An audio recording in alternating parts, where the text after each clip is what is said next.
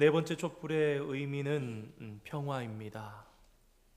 대강절 네 번째 주일을 맞아 또 점화하신, 또 앞으로 첫째 주부터 베드로, 디모데, 한나, 마리아, 모든 남녀 선교회 위에 그리스도의 평화가, 대강절 네 번째 주일을 맞이하는 우리 모두 위에 예수 그리스도의 진정한 평화가 임하는 놀라운 축복이 함께하기를 축원드립니다.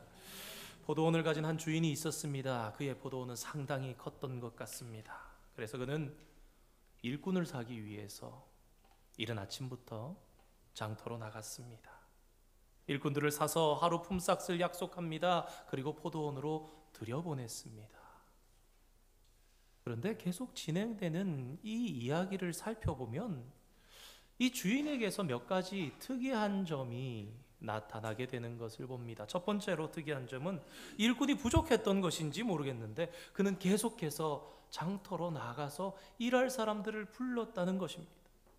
장터에 나가서 놀고 있는 사람이 있으면 너도 오라, 또 나가서 다시금 오는 사람이 있으면 너도 우리 포도원에 들어가서 일하라는 것입니다. 그래서 오늘 성경에 보니까 이른 아침에 제3시에, 제6시에, 제9시에, 그리고 제11시에도 장터로 나가서 품꾼을 샀다는 것을 알 수 있습니다. 오늘 본문에 등장하는 시간은 유대인들의 시간입니다. 이 유대인들의 시간에 6시간을 더해야 우리가 사용하는 시간과 같아집니다. 정리해보면 해 뜨는 시간인 이른 아침 오전 6시, 제3시, 6시, 9시는 오전 9시, 12시, 오후 3시, 그리고 11시는 오후 5시가 되지요. 그러면 우리 중에는 이렇게 생각합니다. 이 주인이 똑똑한 사람은 아닌 것 같다. 혹은 이 주인이 계획성은 좀 없는 사람이 아닌가, 그런 의심이 들기 시작합니다. 보통의 주인이라면 오늘 일하는데 그래 5명이 필요하니까 5명을 해서 이 자리에 2명 배치하고 저쪽에 또 2명 하고 저 뒷자리에 또 한 분이 일하면은 그러면 되지 않을까, 계획에 따라 일꾼을 살 것이기 때문입니다. 그런데 오늘 비유의 말씀을 모두 읽고 나면 이런 생각이 듭니다. 이 주인, 포도원과 자신의 이익보다 마치 품꾼의 입장에서, 장터에 놀고 서 있는 사람들의 입장에서 당신들이 여기서 놀아서 되겠습니까? 조금이라도 가서 일을 해야 되지 않겠습니까? 그런 심정으로 마치 일을 시킨 것처럼 보인다는 것입니다. 두 번째로 특이한 점은 그가 임금 체계를 2가지로 세웠다는 것입니다. 이른 아침에 만난 사람들과는 정식으로 계약을 맺습니다. 당시로서 하루의 품삯으로 충분한, 상당하게 여겨졌던 한 데나리온을 약속했습니다. 일꾼들도 기뻐하면서, 좋아하면서 야, 오늘 풀타임으로 일할 수 있구나 그러면서 갔던 것입니다. 그리고 또 주인은 마구잡이로 나가서 일꾼들을 데리고 와서 일을 시키면서는 그들에게는 정확한 임금을 얘기해 주지 않았습니다. 그저 상당하게 주리라고만 말했습니다. 무슨 말입니까? 주인이 알아서 잘 주겠다는 것이지요. 세 번째로 특이한 것은 그 주인이 품삯을 주는 순서였습니다. 일반적이라면 먼저 온 사람부터 해서 주기 마련일 텐데, 그런데 이 주인은 이상하게도 오늘 본문을 봐도 먼저 얘기를 합니다. 나중 온 사람부터 데리고 오라는 것입니다. 그래서 거꾸로 제일 마지막으로는 제일 오랫동안 일했던 품꾼에게까지 품삯을 주었습니다. 당연히 제일 먼저 불려온 사람은 오후 5시에 온 사람이죠. 그는 해가 질 때까지 불과 1시간밖에 일하지 않았습니다. 과연 얼마를 받을까? 혹 무엇을 받을까? 좀 궁금하기도 했을 것입니다. 사실 그는 주인이 얼마나 줄까 따질 수 있는 입장이 아니었습니다. 오후 5시에 이 주인이 자신을 포도원으로 불러주기 전까지만 해도 아마도 그는 오늘은 일하기가 틀렸다, 그런 생각했을 것입니다. 그러니 1시간이라도 일할 수 있으니 얼마나 감사한 것입니까? 노는 것보다는 일해서 무엇이라도 받는 것이 낫겠다는 그런 심정으로 왔을 것입니다. 인력시장이 그렇지 않습니까? 아침부터 일찍부터 일꾼을 찾으러 오는 주인들의 마음에는요, 5명이면 5명만 있는 것이 아닙니다. 오늘 인력시장 일찍 나가는 이유 무엇입니까? 괜찮은 일꾼을 선정하는 것이죠. 그 빨리 채용이 이루어지는 그 아주 짤막한 한 5분 남짓의 아니 어떤 분들은 뭐 1분도 되지 않죠. 너 당신 따라와요. 이러면 그냥 끝나는 겁니다. 그러나 그 짧은 시간에 주인은 살핍니다. 누가 힘이 좀 셀까? 누가 좀 지혜롭게 일할까? 누가 성실할까? 혹 누군가는 나이가 너무 많지 않을까? 고려하면서 얼굴을 보고 위아래를 잠깐 살피면서 그때 직관적으로, 그렇지만 나름 꼼꼼하게 살펴서 데리고 가는 것입니다. 그러니 어떻게 생각해 보면 오후 5시까지도 놀고 있었던 이 사람, 어쩌면 신체 조건이 불리하거나 기력이 좀 없어 보이는 사람, 혹 나이가 이제는 노동을 하기에는 많아 보이는 그런 사람이었을 가능성도 있을 것입니다. 게다가 늦게 온 사람들은 어떻게 일을 했겠습니까? 먼저 온 사람들보다 훨씬 더 열등한 상태에서 일을 했을 것입니다. 여러분, 품꾼은 종보다 못한 자입니다. 종은 정규직입니다. 이 품꾼은 그날 하루를 살아가는 사람이지요. 그런데 그 품꾼 중에도 이른 새벽부터 아침부터 왔던 사람, 9시에 온 사람, 12시에 온 사람, 오후 3시에 온 사람, 11시에 온 사람, 차이가 왜 안 났겠습니까? 좀 눈치를 줬겠지요. 어떤 품꾼은 자기도 품꾼인데 아는 척을 많이 하는 그런 먼저 온 선배처럼 구는 그런 사람도 있었을 것입니다. 눈치를 보면서 찾아야죠. 어쩌면 그런 일도 있었을지 모르겠습니다. 삽을 써야 되는데 삽을 다 가져버리고 이제 삽은 없는 거예요. 삽 역할을 뭔가 해야 되는데 그 비슷한 거라도 들고 가서 삽질을 했을 수도 있을 것이고, 도구가 그러니까 먼저 온 사람들이 더 좋은 도구를 가져갔을 것이고, 일하는 자리도 너무 높거나 너무 낮거나 불편한 자리에 쭈그리고 앉아서 해야만 하는 그런 자리, 좋은 몫의 자리는 먼저 온 사람들이 다 차지하고, 좀 불편해도 눈치 보여도 그래도 그냥 할 수 있는 데서 최선을 다하면서 열심히 일하지 않았겠습니까? 그런데 놀랍게도 주인은 1시간밖에 일하지 못했던 그 사람에게 한 데나리온을 줬습니다. 오늘날로 따지면 맥도날드 가서 1시간 일했는데 100불, 200불을 준 거예요. 12배의 임금을 받았습니다. 뛸 듯이 기쁜 마음으로 집에 돌아가지 않았겠습니까? 그런데 그보다 더 기뻐하는 사람들이 있었습니다. 자신이 임금 받을 차례를 기다리던 먼저 온 사람들. 야, 장난 아니네. 난 얼마 받지? 아마 이른 아침부터 온 사람은 적어도 한 두세 달란트, 달란트면 안 되죠. 큰일 나죠. 수십억이니까. 두세 데나리온. 어떤 이는 혹 고지고대로 10데나리온, 12데나리온 주시는 거 아닌가, 그런 마음으로 기다리고 있었을 것입니다. 그런데 그들의 기대와 달리 이른 아침에 온 정식으로 계약을 채용한 사람들까지도 모두 다 한 데나리온밖에 받지 못했던 것입니다. 일찍 온 자들일수록 주인이 더 원망스러웠을 것입니다. 당연히 이른 아침부터 일한 이들이 가장 불만이 컸을 것입니다. 그래서 그들이 이렇게 얘기합니다. 종일 수고했습니다. 더위를 견뎠습니다. 그런데 저희를 저 1시간밖에 일하지 않은 자들과 어찌 같게 하십니까? 그러자 주인이 얘기합니다. 친구여, 내가 내게 잘못한 것이 없노라. 내가 나와 한 데나리온의 약속을 하지 않았느냐? 내 것을 가지고 내 뜻대로 할 것이 아니냐? 내가 선함으로 내가 나를 악하다 하느냐? 이 비유의 말씀을 보다 보면 우리는 한편으로 이 품꾼들의 입장에 섭니다. 우리의 논리, 우리의 세상이니까요. 그래, 그래도 좀 주인이 너무했네. 그런데 우리가 여기서 생각해야만 하는 중요한 것이 있습니다. 과연 예수님께서 이 비유의 말씀을 왜 해주셨냐라는 것입니다. 세상이랑 똑같으면 세상대로 보고 살면 되지요.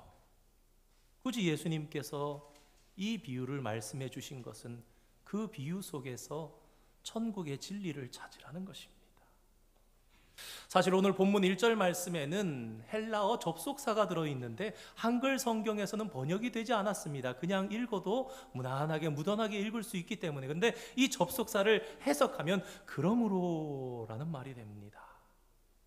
그러니까 이 그러므로라는 말은 앞에 있었던 사건과 오늘 20장 1절에서부터 읽은 이 비유의 사건이 연관성이 있다라는 것입니다. 그리고 앞선 말씀은 우리가 이미 살펴본 잘 아는 부자 청년 이야기입니다. 부자 청년은 재물이 많아서 근심하면서 돌아갔습니다. 예수님께서 심지어 하늘에서 보화가 있을 것이라고 말씀하셨는데도 말입니다. 그 쓸쓸히 돌아가는 부자 청년의 뒷모습을 보면서 제자들을 향해서 예수님께서 가르치십니다. 얘들아, 부자는 천국에 들어가기가 어렵단다. 여러분, 이 이야기를 듣고 제자들의 반응이 어땠는지 아십니까? 제자들이 몹시 놀라니. 왜 놀랐는가? 우린 그것을 생각해야 합니다. 제자들의 놀란 이유는, 몹시 놀랐던 이유는, 아니 예수님 그럼 누가 천국에 갑니까? 그런 반응이었기 때문이에요. 제자들도 유대인입니다. 이스라엘에서 자란 사람들이에요. 그 나라의 관습과 그 나라의 가치관 속에 살았습니다. 그들의 마음 속에도 바리새인은 부자였는데 그 부한 것은 축복이었던 거예요. 부자 청년은 그럴듯한 사람이었습니다. 야, 대단한 사람이네. 정말 이스라엘에서 가장 축복받은 그러한 정점에 있는 그런 사람일 거라 생각했는데 예수님께서 야, 부자는 천국에 들어가기가 어렵단다. 못 들어간다는 것은 아니지만 어렵단다. 그러니까 이 제자들이 몹시 놀랐다라는 것은 무엇입니까? 바리새인과 부자 청년과 제자들의 마음이 같았다라는 거예요. 부자라서 같았던 것이 아니라 이 제자들의 마음도 주님, 저런 자들이 천국에 안 간다면 저런 사람들도 천국에 못 갈지언정 그럼 그 외의 사람은 더더욱 어렵지 않겠습니까? 저렇게 믿음 좋고 저렇게 존경받고 저렇게 행함이 많은 저들도 못 간다면 도대체 어느 누가 간단 말입니까? 그러면서 놀랐습니다. 그런데 그 순간 베드로는 또 다른 궁금증이 생겼습니다. 주님, 그렇다면 저희들은 모든 것을 다 버리고 주님을 따르지 않았습니까? 이 베드로는 그래서 이 따르지 못하고 돌아간, 버리지 못한 부자 청년과 자신들을 비교하면서 주님, 저희는 무엇을 받겠습니까? 그 이야기를 했던 거예요. 예수님께서 이렇게 대답하십니다. 인자가 영광의 보좌에 앉을 때에 너희도 12보좌에 앉아 이스라엘 12지파를 심판하리라. 그러면서 또 내 이름 위하여서 어떤 것을 버리면 이런 것들을 버린 자마다 여러 배 받고 또 영생을 상속하리라. 대답을 들을 때에 제자들이 얼마나 기뻤겠습니까? 실제로 모든 것을 버리고 헌신적으로 주님을 따른 몇몇 제자들의 헌신은 특별한 것이 틀림없었습니다. 그런데 그것이 다가 아니었습니다. 예수님께서는 마치 한국말처럼, 한국 사람들 말 들어볼 때 끝까지 들어봐야 돼 그러지요. 다 얘기하고 그러나 이러면은 그 뒤에 그러나가 중요한 겁니다. 그렇죠? 우리 19장 30절의 말씀인데요. 한번 띄워주시겠습니까? 함께 읽어보겠습니다. 시작. 그러나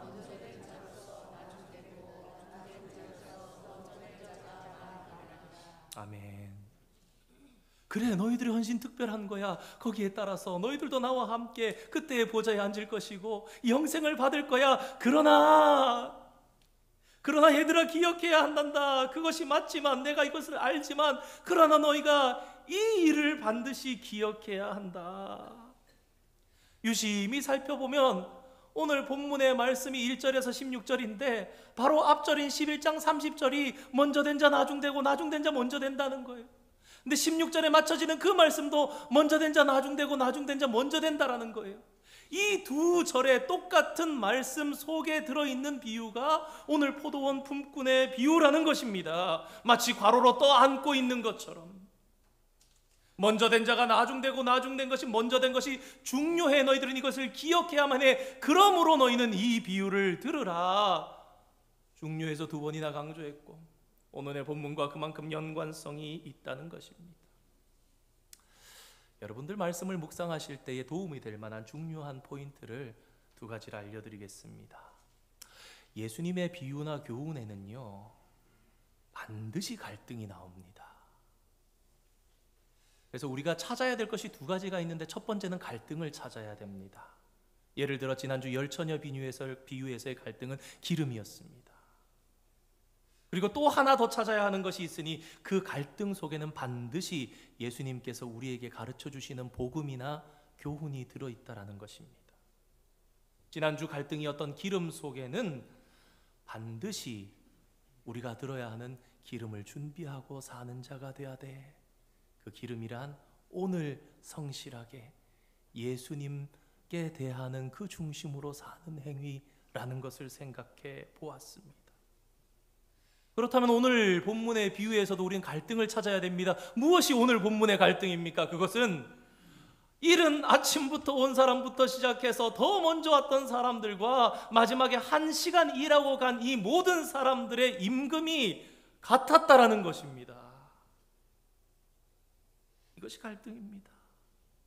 그리고 이 갈등 속에 예수님께서 우리를 가르치시고자 하는 복음이, 교훈이 들어있는 것입니다.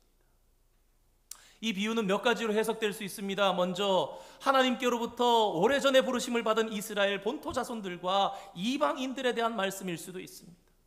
바리새인들을 향해서는 바리새인들과 바리새인 아닌 자들에 관한 말씀이라고 볼 수도 있습니다. 그리고 먼저 부르심을 지금 받은 베드로와 제자들을 향해서는 너희들과 앞으로 이후에 너희들 뒤에 믿을 자들에 대한 말씀이기도 합니다. 사실 이 세 가지 경우가 다 우리에게 적용되고도 남음이 있습니다만은 가장 쉽게 우리의 형편에 적용되는 이스라엘 자손과 이방인의 이야기로 한번 생각해 보겠습니다. 이스라엘 백성들은 이른 아침부터 하나님과 약속을 맺고 그들은 하나님의 백성, 하나님은 그들의 하나님이 되어 살았습니다. 그러니까 하나님 앞에 월등한 유리한 조건을 가지고 시작한 자들이었지요. 그들은 하나님을 제대로 믿으려고 마음만 먹으면 얼마든지 하나님을 많이 알 수 있었고 또 얼마든지 하나님의 축복을 받을 수 있는 조건을 가진 자들이었습니다. 왜 그렇습니까? 그들에게는 하나님의 말씀이 있었고 그들에게는 하나님의 성전이 있었고 그들에게는 위대한 조상들의 신앙이 있었고 그들에게는 할례의 약속이 있었습니다. 그에 비해서 다른 민족들은 어떻습니까? 그 신앙생활 하다 보면 참 힘들고 어렵게, 야, 참 너는 보면 나보다 참 더 힘들게 참 어렵게 신앙생활 하는구나, 그런 분들을 볼 때가 있습니다. 하나님께 대한 아무 유산이 없는 것 같습니다. 이 사람들은 그야말로 뿌리가 없는 신앙입니다. 위대한 조상들이 있습니까? 아니요. 그저 그 부모들이 하나님께 대한 신앙을 가르쳐 주기만 해도 고마울 텐데 가르쳐 주는 것은 고사하고 뭐라 그럽니까? 내 아들 이거 키워놨더니 교회 가버리고 제사도 안 드리고 야단을 칩니다. 딸을, 며느리를 향해서 너는 왜 절에 오지 않느냐 야단을 칩니다. 부모들이 신앙적으로 본을 보여주기는커녕 오히려 마음의 상처나 열등감만 많이 남겨주었습니다. 그래서 이들은 부모의 도움 전혀 없이 다른 사람들의 전도를 받거나 꼭 자기의 힘으로 또 신앙생활을 해나가는 그런 사람들이 있습니다. 2000년 전의 얘기가 아니라 오늘 우리들의 이야기입니다. 늦게 들어온 사람들, 눈치 보며 신앙생활하는 사람들. 그런데 성도 여러분, 이 포도원 비유는 천국의 비유입니다. 논리적이지 않다 그래서 좀 이상하네 이러면서 받아들일 게 아니라 이상하다면 왜 이상한지, 그러면 내가 그 기준에 맞추려면 어떻게 해야 되는지 심각하게 생각해 봐야 합니다. 앞서 말씀드린 대로 그것이 바로 예수님께서 나에게 가르쳐 주시는 교훈이기 때문입니다. 천국은 이 땅에서 통하던 기준이 뒤집어지는 곳입니다. 그 기준을 제대로 이해하지 못한다면 오늘 본문에 나온 이른 아침부터 일했던 사람들이 하나님의 처사를 이해할 수 없어서 분노하게 되었던 것처럼 우리도 그렇게 될 것입니다. 당시 바리새인들은 자신들이 구원받는 것은 당연한 것으로 여기고 거기다 더해서 무엇을 생각했느냐? 하나님께로부터 가장 큰 상급을 받을 것이라는 자부심까지 갖고 살았습니다. 말씀을 준비하면서 생각해 봤더니요, 아마 그들은 순번까지 정했을 것 같아요. 자기들이 알잖아요. 바리새파 뻔하게 딱 있는데, 야, 우리 중에 1등 뭐니 해도 가말리엘 선생님일 거야. 2등은 저 가야바 제사장일까? 그러면서 대충 빅5, 넘버5 보입니다. 무엇이요? 하나님 앞에 갔을 때 가장 상급을 많이 받을 사람들이 눈에 보입니다. 점수가 보입니다. 당연한 것으로 여기고 자부심을 가지고 있었어요. 그런데 지금 오늘 본문에서는 앞선 11장 후반부 27절에서 베드로는 질문을 합니다. 예수님, 그러면요, 저희는 다 버렸는데요, 저희는 뭐 받을까요? 궁금증이 생길 수는 있겠습니다. 그런데 오늘 이 궁금증을 시작으로 해서 무엇이 됩니까? 베드로와 제자들까지도 바리새인들과 같아지려는 싹이 나기 시작하는 거예요. 이 질문을 하고 난 이후부터, 아니 그 전부터 그의 마음속에 자리 잡은 것이 있습니다. 무엇입니까? 상급. 주님, 제 상급은 무엇입니까? 여러분, 그들이 예수님을 따를 때에 무엇 때문에 따랐습니까? 처음 제자들이 예수님을 따를 때에 상급 때문에 따랐습니까? 아니었습니다.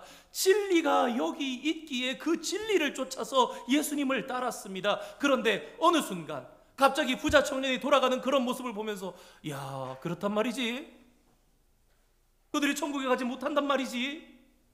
돌이켜 생각해 보니까 별찮을 걸 수는 있지만, 뭐 별것 아닐 걸 수는 있지만, 그래도 우리는 잡도 버리고, 그래도 우리는 집도 버리고, 가족을 버리고 주님을 쫓았는데요. 주님, 그래서 저희는 뭐 받는데요? 먼저 왔으니, 더 많이 냈으니 주님, 더 좋은 거 받아야 마땅하지 않겠습니까? 그 이야기를 하고 있는 것이기 때문에, 그래, 너희들의 헌신이 특별한 것이야, 맞아. 그런데 너희가 항상 이것을 동시에 생각해야 할 것이 있으니, 그것은 먼저 된 자, 나중된 자 많고, 나중된 자로서 먼저 된 자가 많다라는 것이야. 그래서 그 싹을 예수님은 자르고 뿌리 뽑아버리기를 원하셨던 것입니다. 오늘 본문에 등장하는 품꾼들은 사실 주인이 불러주지 않았으면 일을 못했을 사람들입니다. 아마도 본문의 정황상 볼 때 주인은 자주 일터로 나가서, 장터로 나가서 보이는 사람들을 다 불러다가 사용했던 것 같아요. 그의 마음이 일하지 못하는 저 사람들 오늘 어떡하나, 가족들에게 저녁에 돌아가면 뭘 먹고 사나, 그것을 반대해서 걱정했던 것 같은 그런 심정이 보이기 때문에 오후에 3시에 나가서 보이는 사람 또 보이는 대로 다 불렀을 것입니다. 너희도 오라. 오후 5시에 있는 사람 다 불러가지고. 그러니까 결론적으로 본다면 이 품꾼들은 누구든지 이른 아침에 온 자로부터 시작해서 오후 5시에 와서 1시간만 일했든 간에 이 주인이 불러주지 않았으면 그날 일 못했을 사람들입니다. 그들이 처음에 일을 시작할 때 어떤 마음이었겠습니까? 감사한 마음이었습니다. 상당한 대가를 받았기 때문에 제일 처음 계약했던 사람도 불만이 없었습니다. 오히려 편안했죠. 왜요? 야, 오늘 일 못할 수도 있었는데 오늘 아침부터 내가 여기 포도원에 들어왔으니까 오늘 하루 편안하게 좀 일 열심히 하고 돈 받고 가면은 우리 식구들 먹여 살릴 수 있겠지. 오후에, 정오에 온 그들은 불안한 가운데 있었던 거예요. 나 오늘 일할 수 있을까? 늦게 온 자나 먼저 온 자나 그러니까 감사한 마음으로, 고마운 마음으로 주인을 반갑게 여기면서 일을 시작했습니다. 그런데 그들의 마음이 시간이 지나자 임금 받을 때가 되었을 때에 마음이 변했습니다. 먼저 온 자들의 마음이 말입니다. 그들의 마음을 정리하면 이렇습니다. 내가 일을 많이 했다는 거죠. 내가 일을 많이 했는데 왜 이것밖에 안 줍니까? 내가 일찍 왔습니다. 내가 부지런히 했습니다. 내가 뜨거운 태양을 견뎠습니다. 내가 내 능력으로 했습니다. 내가 나를 그러면서 나를 앞세우고 최고라고 하는 것입니다. 그런데 우리는 오늘 본문에서 이 포도원 주인의 시선, 그의 가치관, 그의 평가에 대해서 눈여겨 집중할 수밖에 없습니다. 왜냐하면 이 포도원은 천국이요, 이 포도원은 교회이기 때문입니다.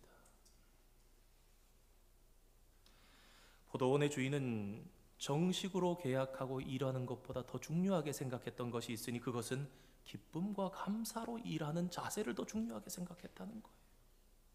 그가 얼마나 능률적으로 일하나, 그가 얼마나 지혜롭게 일하나, 양을 많이 했느냐, 시간을 많이 했느냐, 얼마나 고생했느냐가 아니었습니다. 말씀에는 먼저 온 사람이 능력이 많았다라는 단 한마디의 말도 없습니다. 포도원 주인은 그저 장터에 있는 사람들 다 불러 일했지요.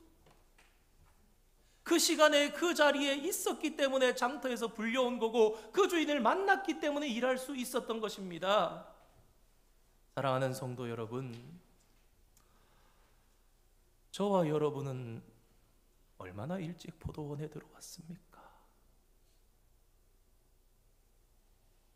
10년, 20년, 30년, 40년 그런 세월만이 있겠습니까? 오랜 세월 신앙생활을 한 교회에서 꾸준히 하다 보면 자연히 자타가 나를 중요한 사람처럼 여기게 되는 그런 분위기가 생기기도 합니다. 어떤 사람의 말은 더 중하게 여겨지고 어떤 사람의 말은 더 경히 여겨지기도 하겠지요. 그러나 우리는 잊지 말아야 합니다. 선한 주인의 뜻이 없었다면 저와 여러분 모두는 장터에서 빈둥거리며 놀았을 뿐인 사람들입니다. 내가 오래 다녔다. 내가 열심히 했다. 내가 성실했다. 내가 능력이 있다. 생각하는 그 순간 우리가 변하게 됩니다. 여러분, 무서운 현실이 여기 있습니다. 공로를 내세우는 거예요. 누구 앞에? 주인 앞에. 열심히 했지 않습니까? 오래 했지 않습니까? 누구보다 지혜롭지 않았습니까? 하는 순간 은혜와 순종은 뒤바뀌는 거예요. 수요일에 몇 차례 말씀드렸죠. 우리의 신앙은 무엇인가? 하나님의 은혜가 있었기에 그것을 기억하면서 그럼 나는 어떻게 하면 그 하나님께 보답하는 삶을 살아갈까 해서 순종하면서 사는 것이지, 무조건 순종하고 십계명 지키면 내가 하나님의 백성인데 그게 아니잖아요. 순종하는 것이 공로입니까?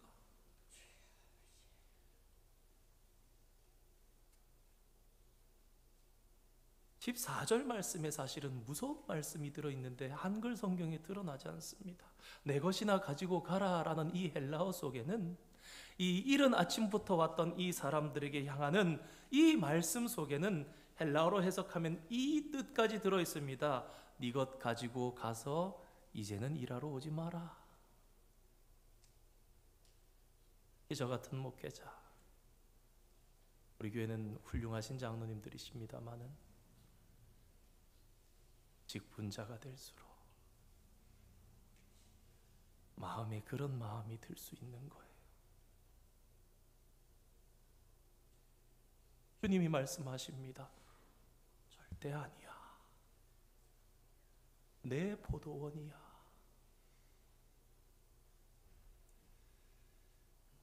오늘 비유는 섬김에 있어서 올바른 태도를 우리에게 가르쳐 줍니다. 그 교훈은 명백합니다.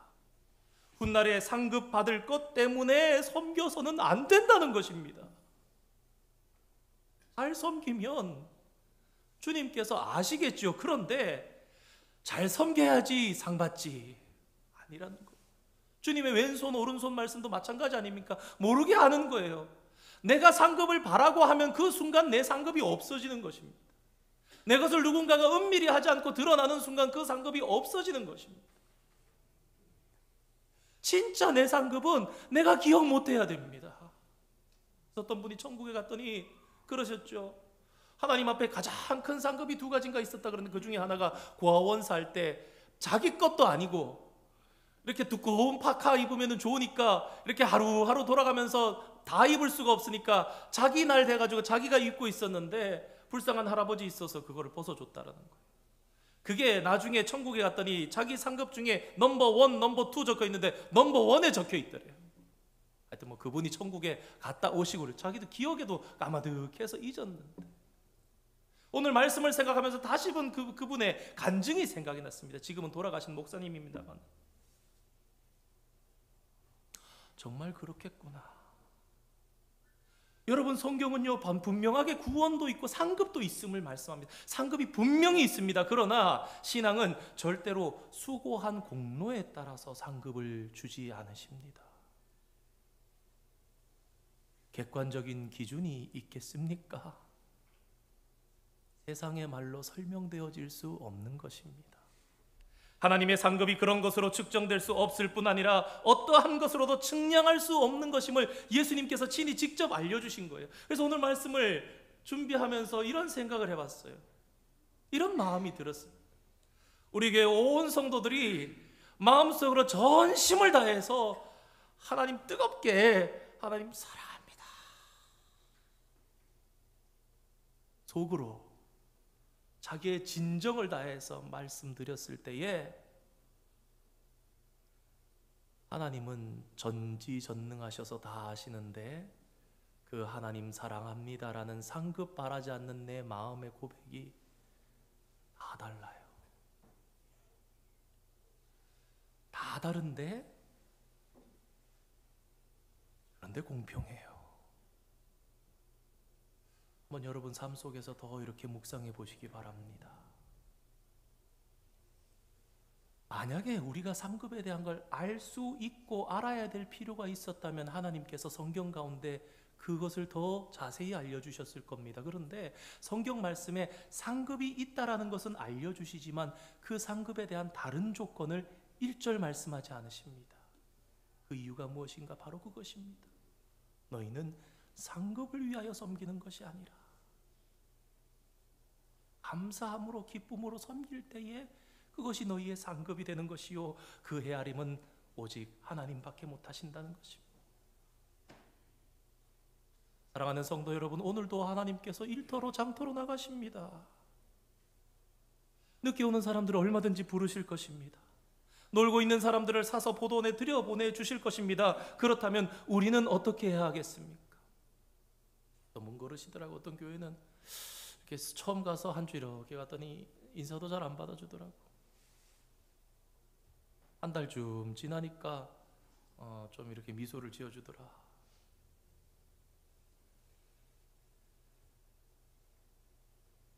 꼭 저와 여러분은 무언가 하나님 앞에 오래 했다고 많이 했다고 생각하지는 않으십니까? 꼭 저와 여러분은 이제 시작하고 적응하고 살아가는 어려움과 역경을 견디며 겨우 예배의 자리로 신앙의 자리로 나온 이른 아침이 아니라 오후 3시에 오후 5시에 온 것 같은 자들을 어떤 마음으로 받아들이고 여기고 계십니까? 꼭 그들이 행동이 그들의 말이 이해가 안 된다면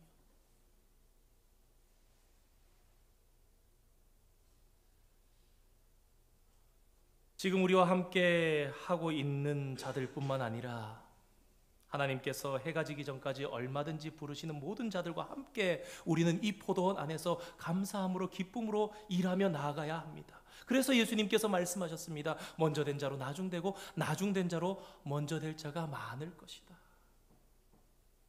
사실 이 말씀 속에 진짜 가장 깊은 뜻은 여러분, 먼저 된 자로서 나중된 자는 예수님이십니다.